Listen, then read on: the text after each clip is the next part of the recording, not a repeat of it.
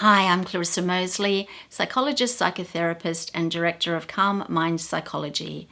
So today I'm going to give you a great mood hack for understanding what's going on for you when you're feeling blocked, stuck, or low after having a period of feeling great and high, and you don't know why. All of a sudden, one day, the whole mood shifts and you're in a completely different zone.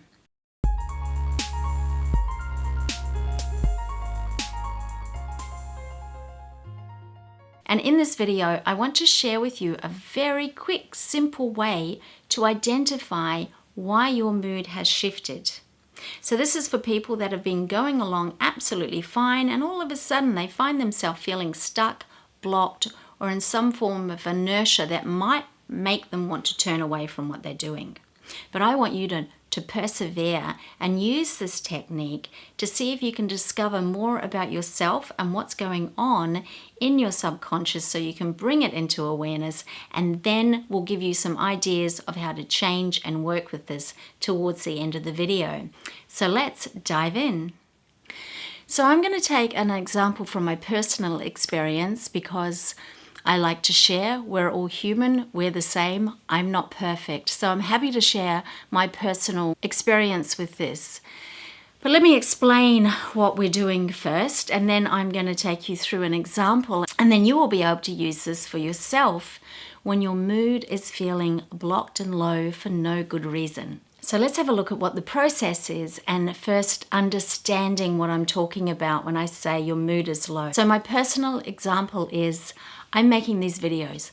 I love it. I love the creative process, sharing my wisdom, helping people learn more about themselves and understanding things that they can do to help themselves. So I was on quite a high and a zone. I was in the zone of creating. And then I woke up a couple of days later and I was feeling a little bit disgruntled, just a little bit. And I was like, okay, well, I pushed through it. I had things to do, plenty of tasks to do, so I pushed through it. Then I woke up the next day and I was feeling just the same, even maybe a little bit more flatter. And I was like, this is not good. I was going so well and now I'm feeling this flat stuckness it was. Yours might show up in a different way. You might feel frustrated. You might feel an urge to throw everything, in the bin and do something different. You might feel creatively blocked. You might feel just flat, sad, and depressed. It could be any mix of feelings or emotions that you have that are similar to this pattern. So it's not like a depression where you've been having sad, low, stuck, flat, blocked feelings for a long time. This is a sudden shift in your mood. Maybe not dramatically sudden, but it's a contrast from how you were feeling fine and then all of a sudden things have changed. So the technique that I use is something I learned in my Gestalt training. It's kind of similar to the whole free association that psychoanalysts used to do. The therapist would say a word and the person had to say something back. So if they said cat, the person might say dog, or they might say black. But this is different. So this is where we use a sentence stem and we're using it for the purpose of discovering what's going on. So my sentence stem was, I'm feeling flat and stuck because. Yours might be different.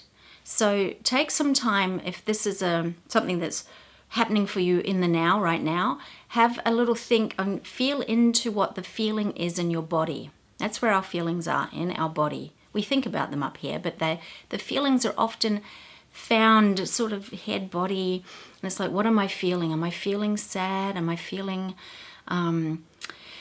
unsure? Am I feeling disappointed? What is the feeling that's contrasting with how you had been feeling? So when you identify that, you use that in your sentence stem. The point of the sentence stem is for you to discover the truth.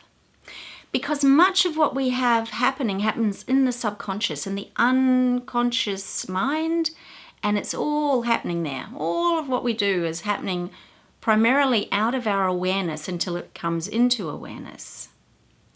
But in order to get it into awareness is the trick, and this is the trick that I'm showing you, how to get what's really going on for you up into your awareness. And when it's in your awareness, you can deal with it. And we will talk about that towards the end of the video also, how to deal with what you've discovered. So this truth-seeking mission is very simple and elegant. You can do it anywhere, anytime. I did mine on a walk because I went for a walk because good self-care is when we're feeling a little bit funky, we want to change our scenery and we want to get out into a different environment, and getting out into nature and fresh air is the best. But on my walk, my mood wasn't shifting. And so that's why I became very curious, and I started to use this sentence stem in order to find out the truth. Now, how do you know the truth? What am I talking about with the truth? I'm talking about your truth. What's true for you around this issue? And what happens when we register truth? It sort of makes a very quiet clunk in the body. It's kind of like a little aha. You know when somebody's been lying to you for a while and you know something's wrong? You just know that you don't have the full truth about whatever they're telling you. And eventually they come and they fess up and they go, oh, actually, the truth is, and they tell you. And you go, you know, it lands, it settles. It might not be great news. It might not be what you want to hear, but it's real. So this is the feeling we're looking for, the truth, the feeling of reality, of realness, of landing onto something, and of this. And it doesn't have to be a fireworks aha. It's just a That's the one where you kind of pause. So if you're using your sentence stem, and mine was, I feel flat because, right? And yours could be different. Then you add in whatever comes to your mind first. I feel flat because I am bored. I feel flat because I haven't had anything to eat today. I feel flat because I feel uncertain about my skills. I feel flat because somebody didn't call me back when they said they would. I feel flat because I'm afraid of taking on too much. Bam. It's the one that kind of, you know it when you feel it. And like I said, it's not going to be fireworks, but it's going to just go, yeah, there's something there. And you might need to, if you find one that feels right but not quite right, you might want to tweak it a bit. I feel flat because I'm afraid of taking on too much. I feel flat because I'm afraid of the responsibility. Right? So with me, for the video posting, okay, I've told you it all now, it's, you know, I have, you know, this is something that I need to commit to, and something that will go on, and something that has a lot of work around the background of it. And as much as I enjoy it, there was a part of me who had been way in the background while I had been having fun and creating and, you know, on this high creative flow state. There must have been a part of me burning away in the background, in the subconscious. And this part of me I know because I know myself so well, and that's why I'm here to help you know yourself so well.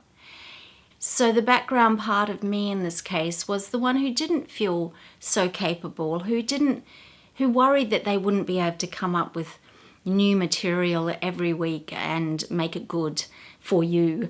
The part of me that actually shies away from responsibility and people and taking on too much. So there's often opposing parts in us, polarity parts. So this is a great example. There's a part of me that loves being busy. I love people. I really do. I love helping people. I love learning. I love teaching. I love sharing. I love creating. I love all those things. But the polarity to this is the one who doesn't really like having too many demands on them, doesn't want the responsibility of having to show up again and again, doesn't want to be around people all the time. You know, that's kind of it's a polarity of a personality. What would be called the shadow, right? So it's in the shadow, and it comes to the foreground, and it's sitting there in my unconscious and my subconscious, just right under the surface, going, I don't know about this. I don't know about this, Clarissa. You're taking on a lot. How are you going to be able to do it? But it wasn't so much that inner critic voice or that voice of fear and doom and expectations. It was a sub-personality of mine that was getting to this point where it was kind of like, wow, we've been at this for days. We need a rest, and we're not too sure about what this means moving forward. Can we manage it? So I identified the part of me that was feeling stuck, blocked, and flat that had come to the surface. Now, once you've identified your truth, you can work with it, right? You can do the simple act of soothing that part. So say you identified that you were feeling low confidence around something that you had, I'm going to do this and it's going to be great. And then you got to this point where you're like, oh, I'm not too sure if I can handle it. Am I good enough? You know, you shift from that outgoing, ambitious, go-getting part to the polarity, which is the I can't, I don't know how to, I don't have the skills part. So let's say that was you, and there was a feeling of lack of self-confidence there. So when you've identified that, it's like, yeah, there's my low self-confidence issue coming up. Then you can do something, you can work with it. So the first step, obviously, is acknowledgement and compassion. I want to let that part of me know that it's okay. We've got this, it's okay. You don't have to do more than you can cope with. You don't have to bite off more than you can chew. It's okay. Right? So sort of calm and soothe that part. Acknowledge what they're expressing and sort of do some inner parenting and inner soothing. Then you can strategize. Okay, so what does this part of me need? So that part of me needed to know that I think it might be a lot of people's big issue, is the element of support. Are we going to be supported in what we do or what we want to do? The same would apply to low self-confidence. Where do we get this self-assurity? The same would be for fear. Where do we get comfort? How can we keep that part of ourselves that's afraid safe? What I did was tell myself, you know what, Clarissa, you don't have to do all of this alone. Right? This is big work for me. That whole thing of I've got to move the world all by myself is a long historical story. But learning good self-care and learning about myself over the years, I know that I cannot do everything. And when I do try to do everything, that's when I get very exhausted and resentful.